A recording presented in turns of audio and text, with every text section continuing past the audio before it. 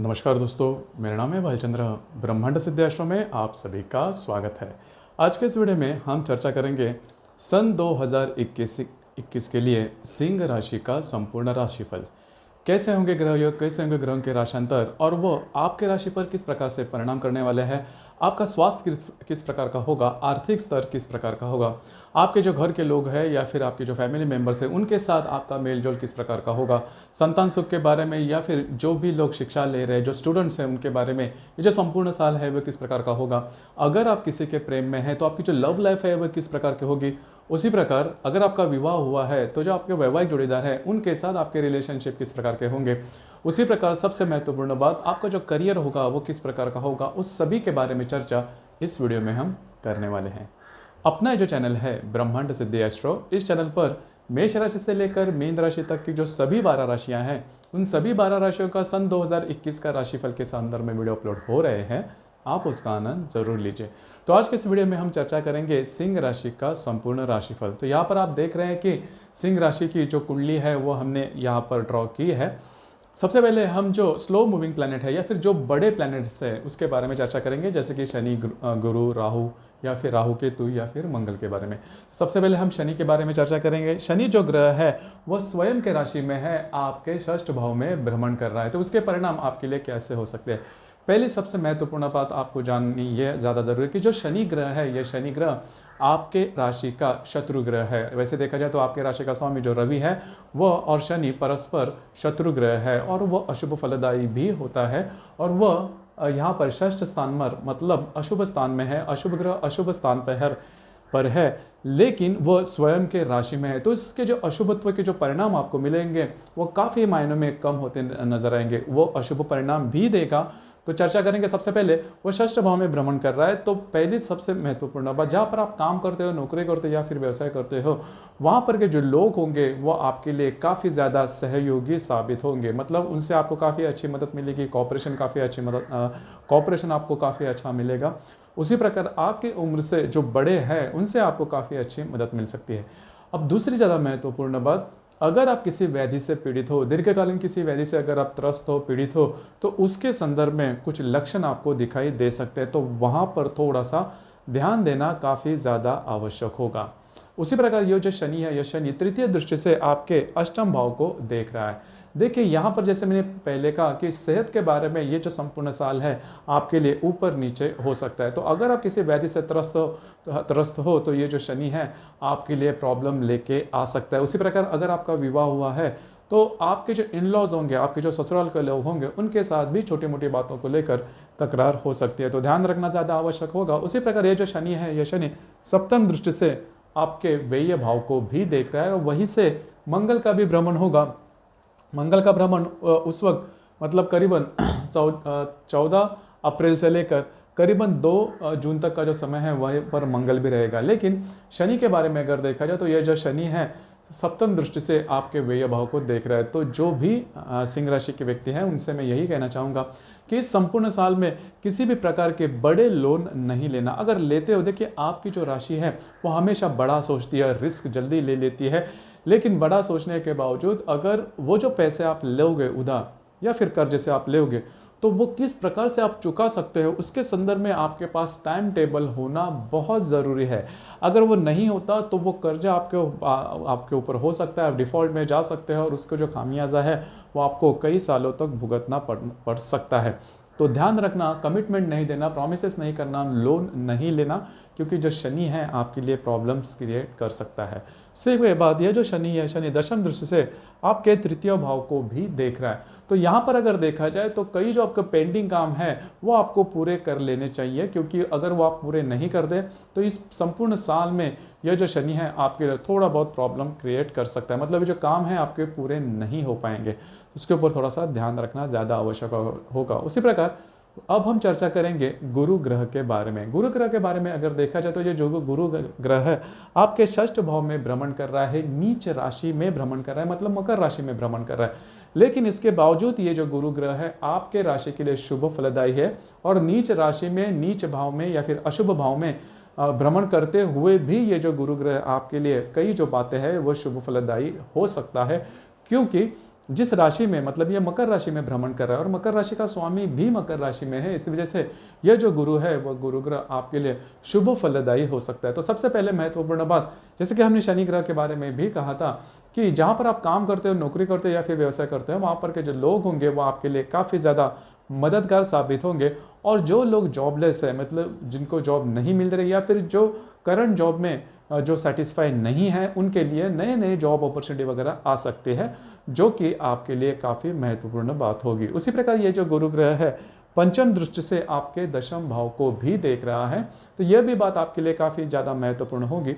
जो भी आप काम करते हो, अगर आप नौकरी करते हो या फिर व्यवसाय करते हो, वहाँ पर आपके काम की वाह वाह होगी। अब ये बात आपके लिए काफ़ी ज़्यादा इम्पोर्टेंट है, महत्वपूर्ण है कि शनि के भ्रमण में हमने देखा कि काफ़ी जो बातें हैं वो थोड़ी अशुभ होती जा रही है, लेकिन जो गुरु है वो आपको करियर के बारे में कुछ अच्छी बातें उभर कर सामने ले आ सकता है। जो बिजनेस में है उनके लिए भी कुछ नए अपॉर्चुनिटी, नए आइडियाज़ वगैरह आ सकते हैं बिजनेस के लिए, जो कि आपके लिए काफ़ी ज़्यादा पॉजिटिव भी हो सकते हैं। तो उसके ऊपर आप अमल कर सकते हो। उसी प्रकार यह जो गुरु है, यह गुरु सप्तम दृष्टि से आपके व्यय भाव को देख रहे हैं। देखिए इसी भाव को शनि भी देख रहा है। शनि के बारे में भी हमने कहा कि आप किसी भी प्रकार के ज़्यादा लोन नहीं लेना, रिस्क नहीं लेना। मैं गुरु के बारे में भी ये बात कहना चाहूँगा कि जो गुरु ग्रह है आपके लिए शुभ फलदायी होगा इस बारे में कि वह यह जो शुभ ग्रह है वो आपके लिए लोन अवेलेबल करके देगा। मतलब कई दफ़ा ऐसे होता है कि हमारे पास बहुत सारे आइडियाज़ वगैरह होते हैं, प्लान्स वगैरह होते हैं, लेकिन हमें लोन नहीं मिलता और पैसे नहीं मिलते, जिसकी वजह से जो आइडियाज़ है वो आगे नहीं बढ़ पाते। अब ये जो गुरु का भ्रमण आपके षष्ठ भाव में होने जा रहा है, वो आपको जो ऋण है या फिर लोन है वो आपको अवेलेबल करके देगा। लेकिन फिर से मैं यही कहना चाहूँगा कि वो जो लोन आप लोगे वो आप किस प्रकार से चुका सकते हो, इसका पूरा परिपत्रक आपके सामने होना चाहिए। अगर वो नहीं होता तो लोन के बारे में दोबारा सोचना ज़्यादा आवश्यक होगा। तो मैं गुरु के बारे में भी आपको यही सलाह दूंगा। इसके बाद हम चर्चा करेंगे यह जो गुरु है, यह गुरु नवम दृष्टि से आपके द्वितीय भाव को देख रहा है। अब ये जो बात है आपके लिए काफ़ी ज़्यादा महत्वपूर्ण है, क्योंकि आपकी जो आमदनी है उसमें काफ़ी अच्छी बढ़ोतरी देखी जाएगी।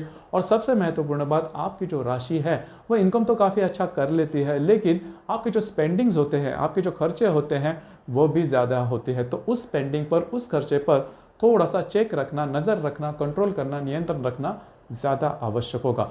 क्योंकि खर्चे तो अगर होते जाएंगे तो फिर जो आप इनकम करते हो वो उसकी सेविंग नहीं हो पाएंगी। लेकिन यह जो गुरु है आपके लिए जो इनकम सोर्स है वो काफ़ी अच्छे तरीके से बढ़ा सकता है, लेकिन सेविंग करना भी काफ़ी ज़्यादा आवश्यक होगा।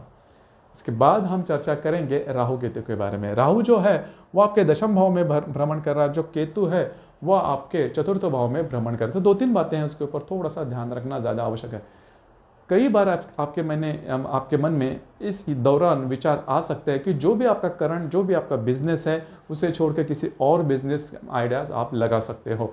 लेकिन अगर ऐसी कोई बात, अगर ऐसी कोई परिस्थिति आपके सामने आती है तो जो भी आप बिजनेस करना चाहते हो उसके संदर्भ में काफ़ी डिटेल में आपको मतलब जो स्टडी है वो करनी होगी। क्योंकि राहु जो है वो भ्रमित करता है। राहु आप हमेशा किसी के भी आपके राशि के लिए इस फील्ड में, मतलब करियर के क्षेत्र में थोड़ा आपको भ्रमित कर सकता है कि बाकी जो लोग हैं वो लोग किसी और फील्ड में जाके काफ़ी आगे बढ़ चुके हैं और आप भी कैसा कर सकते हो।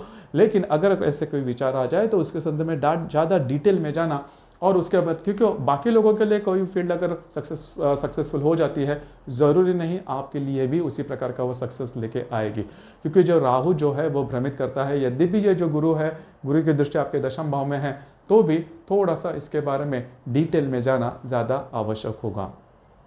अब हम चर्चा करेंगे मंगल ग्रह के बारे में। मंगल जो ग्रह है वो आपके भाग्य भाव में भ्रमण कर रहा है और दिनांक 22 फरवरी को आपके दशम भाव में भ्रमण करेगा, और वहीं पर दिनांक 13 अप्रैल तक वो आपके दशम भाव में रहेगा। तो देखिए यहाँ पर दो तीन बातें हैं, ध्यान में रखना बहुत ही ज़्यादा आवश्यक होगा। पहली सबसे महत्वपूर्ण बात, जैसे कि मैंने कहा कि यहाँ पर राहु भी है, मंगल का भी भ्रमण होगा, तो इस दरमियान आपको कुछ ऐसे मतलब अपॉर्चुनिटी आ सकती है जिसके बारे में, जो भी आपका करंट जॉब चल रहा है या फिर बिजनेस चल रहा है उसके बारे में आप नेगेटिव सोच सकते हो या फिर उसमें बदलाव ला सकते हो। तो जो भी बदलाव आप लाओगे, फिर से कहूँगा, अच्छी तरह से सोच समझकर इसके बारे में आपको डिसीजन लेना होगा। उसी प्रकार जो मंगल ग्रह, यह मंगल ग्रह दिनांक 3 जून से लेकर 20 जुलाई तक आपके व्यय भाव में रहेगा।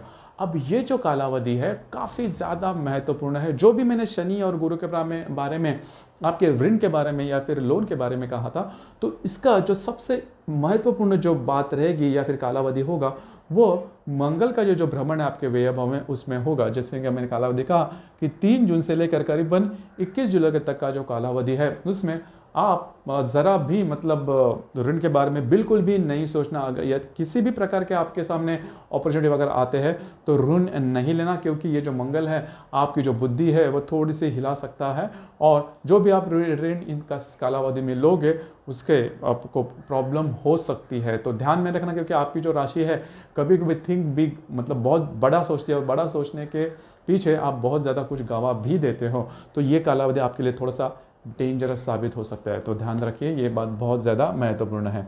उसी के बाद हम अगर चर्चा करेंगे तो बाकी का जो मंगल का जो भ्रमण होगा वो आपके लिए ज़्यादा प्रॉब्लमेटिक या कॉम्प्लिकेटेड नहीं होगा। तो मोटे तौर पर ये जो बड़े ग्रह हैं वो आपके लिए इस प्रकार से जो परिणाम है वो 2021 में ला सकते हैं। अब हम चर्चा करेंगे जो ग्रह योग होते हैं वो भी आपके लिए किसी ना किसी प्रकार के जो प्रॉब्लम या फिर कुछ अच्छी बातें भी लाते हैं। हालांकि इसके जो परिणाम होते हैं वो 4-5 दिनों तक होते हैं, लेकिन इसके परिणाम मिलते हैं। उसी प्रकार कई जो ग्रह है वो वक्री भी हो जाते हैं, उसके जो परिणाम होते हैं वो भी अलग तरीके से मिलते हैं। ग्रहण भी होता है, हर साल में 2 चंद्रग्रहण या फिर 2 सूर्य ग्रहण होते हैं, उसके जो परिणाम है वो किस प्रकार के, उसी के बारे में चर्चा अब हम शुरुआत करेंगे। तो सबसे पहले जनवरी महीने के बारे में अगर देखा जाए तो रवि और शनि की युति होने जा रही है आपके षष्ठ भाव में। इसका जो कालावधि होगा वो कालावधि 21 जनवरी से लेकर करीबन 25 जनवरी तक होगा। तो इस कालावधि में सबसे ज़्यादा महत्वपूर्ण बात, सेहत के ऊपर ध्यान रखना ज़्यादा आवश्यक है। सेहत के बारे में कॉम्प्लिकेशंस वगैरह उभर कर सामने आ सकते हैं। जहाँ पर आप काम करते हो, नौकरी करते या फिर व्यवसाय करते हो, वहाँ पर की जो परिस्थितियाँ हैं वो भी काफ़ी अलग थलग हो सकती है। मतलब आपके कॉन्फिडेंशियल स्पॉइल होना या फिर ऑफिस पॉलिटिक्स जिसे हम कहते हैं, इसके संदर्भ में कुछ बातें उभर कर सामने आ सकती हैं। तो थोड़ा सा चौकन्ना रहना ज़्यादा आवश्यक होगा। इसी प्रकार रवि और गुरु की युति भी होने जा रही है आपके षष्ठ भाव में। इसका जो कालावधि होगा वो कालावधि दिनांक 25 जनवरी से लेकर 31 जनवरी तक होगा। इस कालावधि में बहुत अच्छा है, मतलब ये जो ग्रह योग है आपके लिए कुछ नए बिजनेस अपॉर्चुनिटी या फिर जो जॉबलेस है उनके लिए जॉब के बारे में कुछ अच्छा अपॉर्चुनिटी वगैरह ला सकता है। तो अगर इस कालावधि में कोई जॉब आती है तो आप ले सकते हो, वो आपके लिए पॉजिटिव ही, सकारात्मक ही साबित होगी। उसी प्रकार बुध जो ग्रह है वो वक्री होने जा रहा है कुंभ राशि में दिनांक 31 जनवरी से लेकर 20 फरवरी तक का जो कालावधि है उसमें यह जो बुध ग्रह है वो वक्री होगा। आपके सप्तम भाव से लेकर आपके षष्ठ भाव में वो वक्री अवस्था में होगा। तो इस कालावधि में किसी भी प्रकार के जो आपके मतलब पैसे से रिलेटेड जो भी काम है वो बिल्कुल भी नहीं करना है, क्योंकि आप करते हो तो वो फंसने के ज़्यादा चांसेस है। और दूसरी ज़्यादा महत्वपूर्ण बात, आपके खर्चे इस प्रकार के हो सकते हैं इस कालावधि में जो कि मायने नहीं रखती। हालांकि आपकी जो राशि है पैसे के बारे में ज़्यादा नहीं सोचती, लेकिन ये जो अननेसेसरी जो खर्चे जिसे हम बोलते हैं, अननेसेसरी स्पेंडिंग जिसे हम कहते हैं, वो स्पेंडिंग इस कालावधि में हो सकती है। तो थोड़ा सा ध्यान रखना होगा। उसी प्रकार मार्च महीने में अगर देखा जाए तो बुध और राहु की युति होने जा रही है।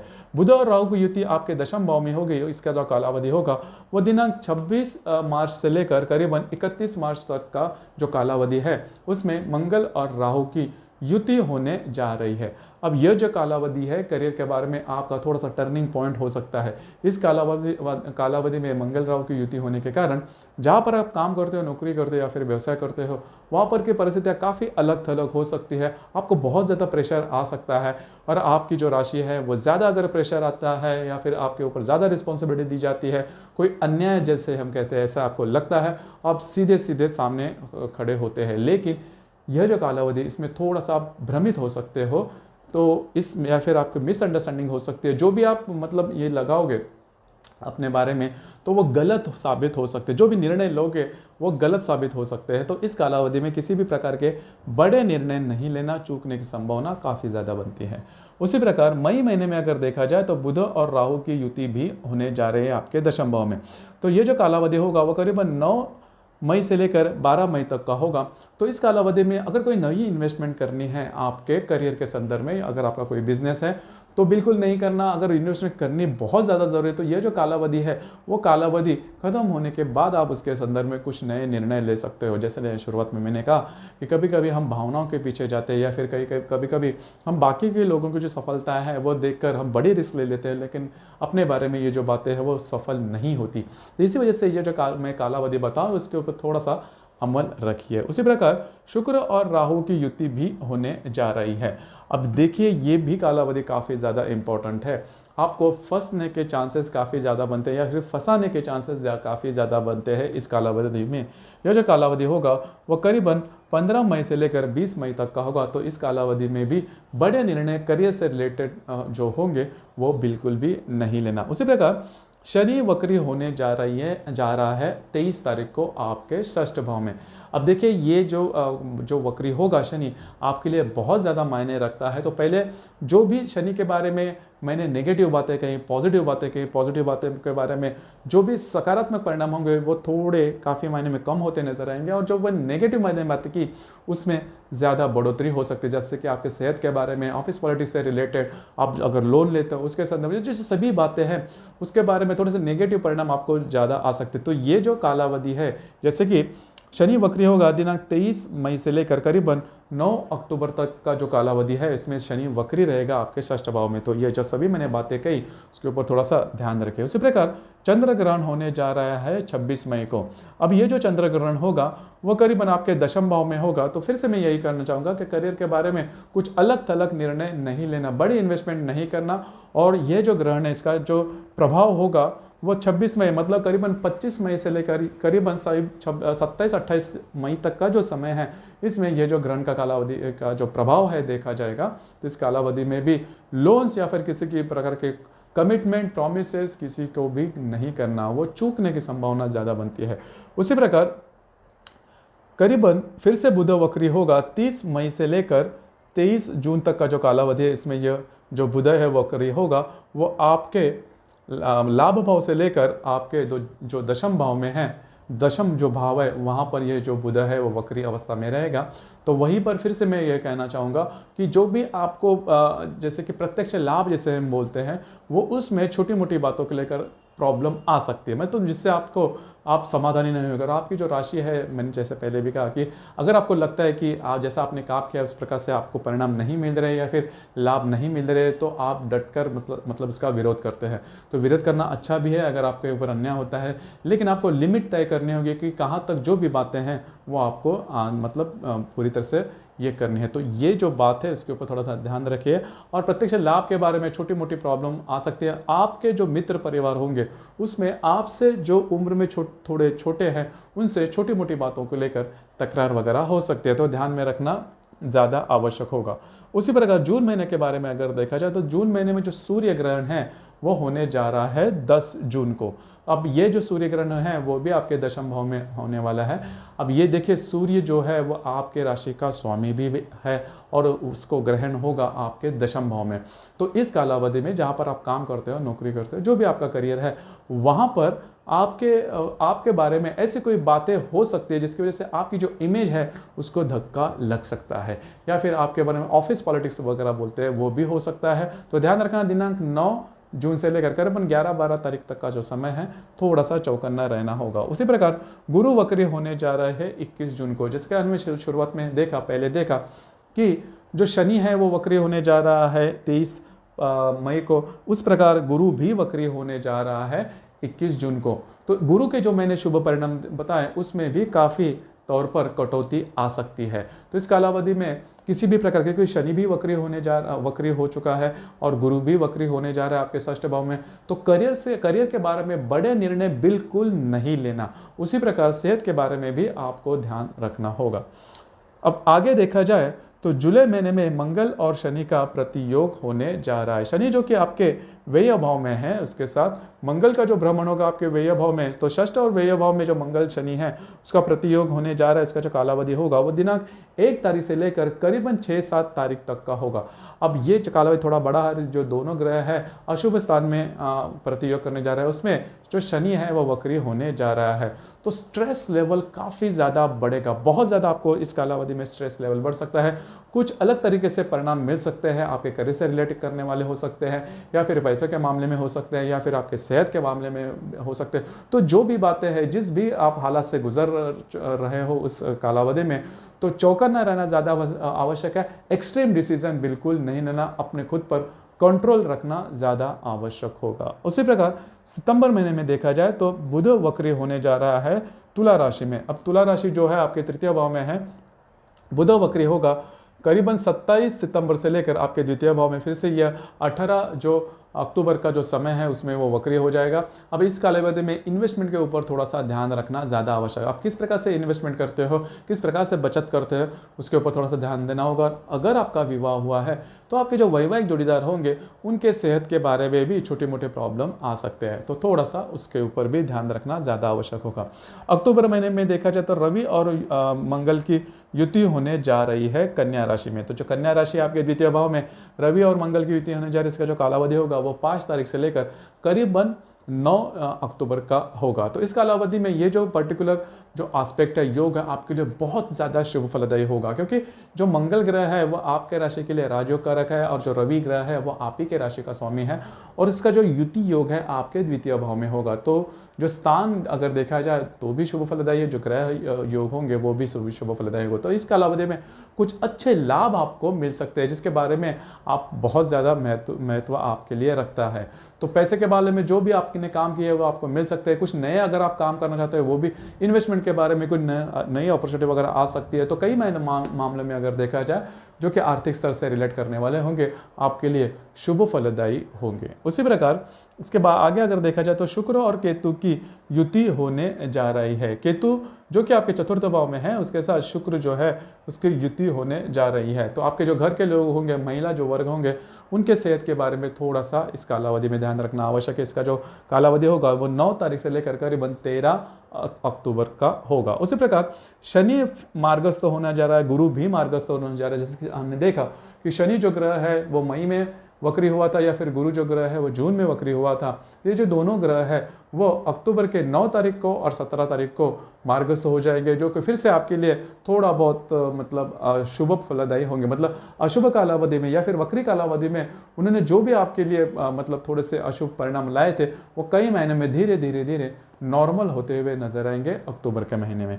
नवंबर के महीने में अगर देखा जाए तो चंद्र ग्रहण होने जा रहा है 18-19 तारीख को। अब ये जो चंद्र ग्रहण होगा, यह जो चंद्र ग्रहण आपके चतुर्थ भाव में होगा, तो घर के जो लोग हैं उनके साथ छोटी मोटी बातों को लेकर तकरार हो सकते हैं, उसके बारे में छोटी मोटी बातें आ सकते हैं। तो जल्दी से रिएक्ट बिल्कुल नहीं करना, थोड़ा सा सोच समझ कर आप निर्णय ले सकते हो। उसी प्रकार गुरु जो है वो मकर राशि से आपके कुंभ राशि में भ्रमण करेगा। जी हाँ, अब ये जो बात है आपके लिए काफ़ी ज़्यादा महत्वपूर्ण होगी, क्योंकि गुरु जैसे हमने देखा कि गुरु और शनि मतलब शुभ परिणाम देने में इतने ये नहीं थे। और गुरु के बारे में देखा जाए तो वो आपके षष्ठ भाव में था, लेकिन जैसे ही ये कुंभ राशि में आपके सप्तम भाव में आएगा, फिर उसके जो परिणाम है आपके लिए काफ़ी ज़्यादा शुभ फलदायी हुए, क्योंकि महत्वपूर्ण केंद्र स्थान में वो आने वाला है, और उसके जो परिणाम है वो भी आपको शुभ फलदायी होंगे।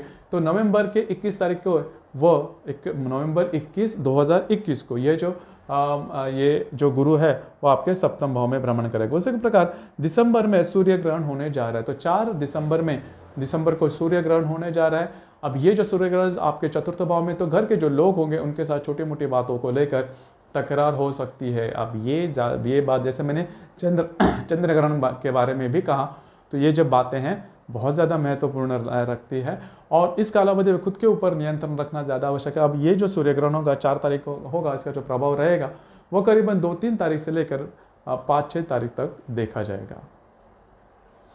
तो दोस्तों, ये था सिंह राशि के लिए 2021 का संपूर्ण राशिफल। आपको ये राशिफल कैसे लगा, आपने किस तरह से अनुभव किया, नीचे कमेंट बॉक्स में ज़रूर कमेंट करना।